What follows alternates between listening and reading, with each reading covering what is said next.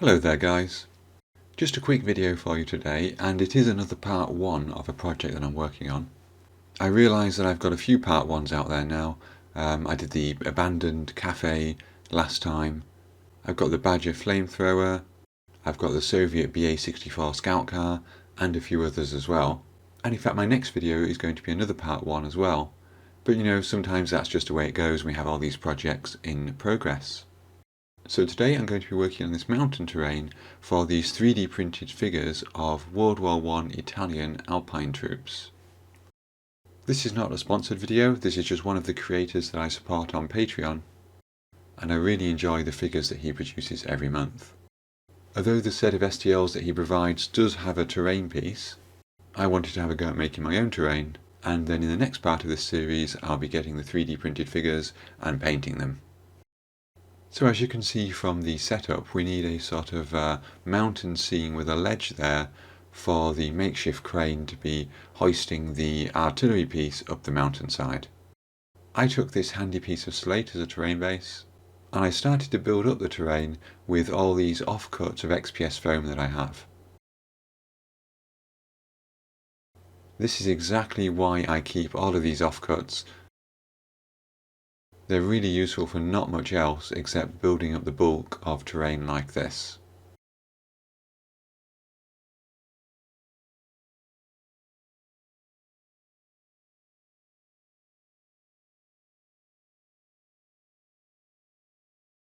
As I get a few pieces into the correct order, I start to glue them together with some PVA glue, trying to ensure that I've got that ledge in the middle and a more or less vertical rock face.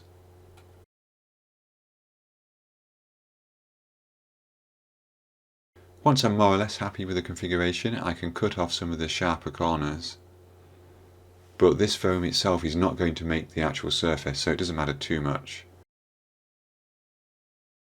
Then I take some Sculptamold, which is a mix of paper and plaster, and I cover the rock face as thinly as possible to try to conserve as much of the Sculptamold as possible.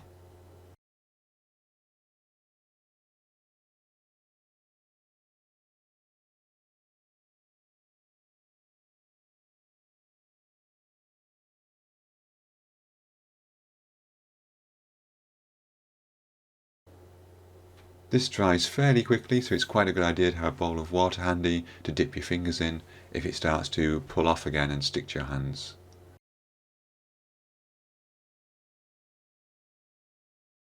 You can use your fingers to shape the general shape of the rock face, and then a tool, in this case a wooden stick, to carve some more precise and deeper grooves and so on.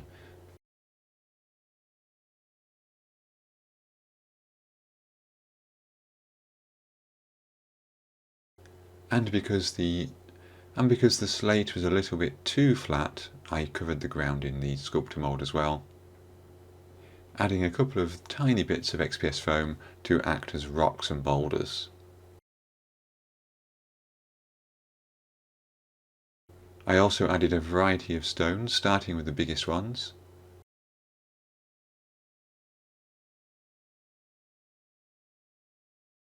then scattering medium and smaller ones in positions that looked natural, hopefully.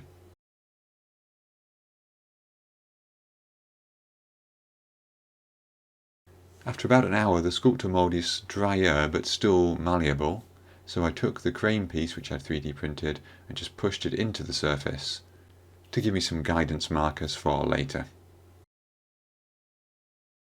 Sculptamold is quite absorbent, so once it had dried I gave it a coat of cheap acrylic black paint to act essentially as a base coat and a primer.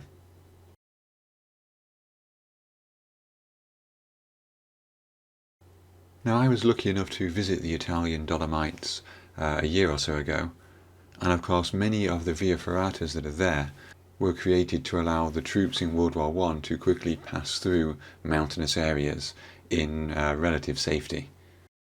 It's a fantastic area, and you still can explore some of the older tunnels and even some of the buildings that were created on this front.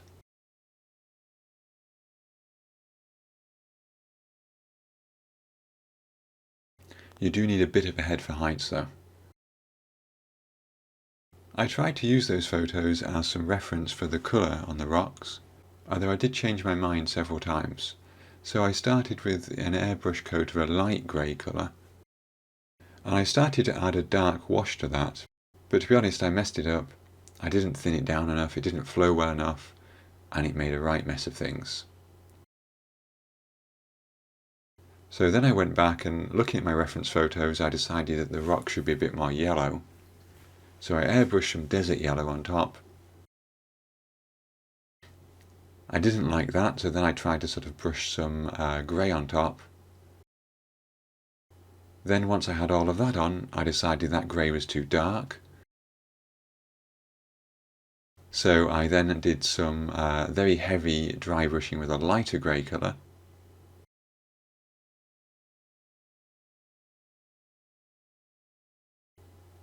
And that looked better. It certainly looked a bit more mountain-like. I even got as far as painting the individual rocks and stones. But then I decided that actually it was too grey, too black and white, there wasn't enough of that yellow that I wanted there. And in particular I was looking at this reference photo here. So then I went back again and I did some very heavy dry brushing of some browns, some yellows and some reds.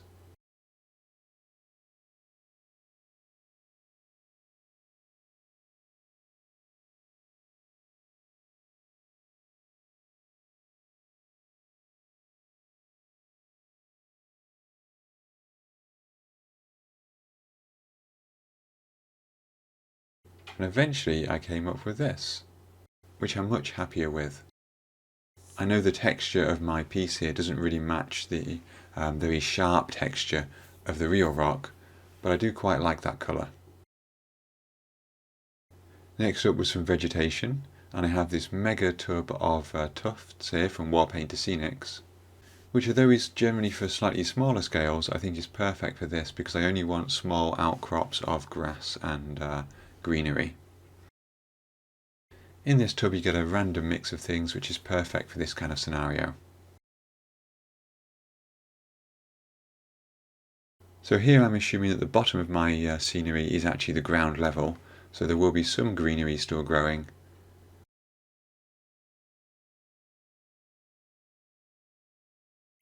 I try to mix up the colours without being too different, and also to cut in half some of these tufts so that not every tuft is the same size and shape. I will probably give this some kind of overall dust coat to try to blend in the vegetation and the scenery. But for today that is where I'm leaving things. I did say it would be a quick video. Hopefully you've enjoyed it though.